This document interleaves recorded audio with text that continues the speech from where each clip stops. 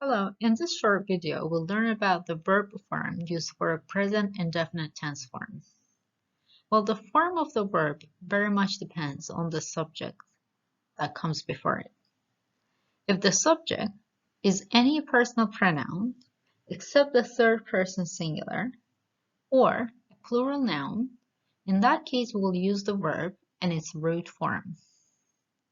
However, if the subject is the third person singular pronoun, such as he, she, it, or a singular noun. In that case, we need to add s or es to the root of the verb. Now on this slide, by using a few examples, let's have a look at the use of the verb in the present indefinite tense form for different pronoun as well as noun subjects. We'll start with pronoun subjects first. I read. You read. He reads. We read. You read. They read.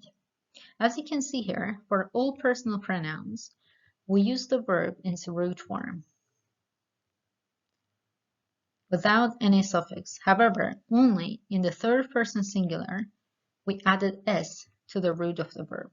Another example would be I go, you go, he goes, we go, you go, they go. Once again, for all personal pronouns, we use the verb in its root form.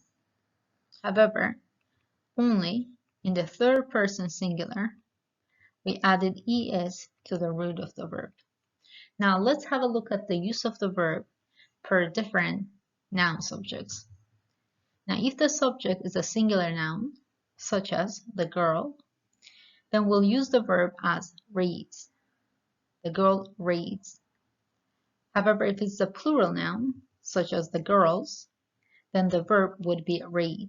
Once again, you can see that if the subject is a singular noun, then we add suffix s to the root of the verb. If it's a plural noun, we keep the root of the verb as it is. We do not add any suffix. Another example would be the girl goes. Here again you see with singular noun we added es to the root of the verb. However, if it's a plural noun, the girls, we would say the girls go without any suffix.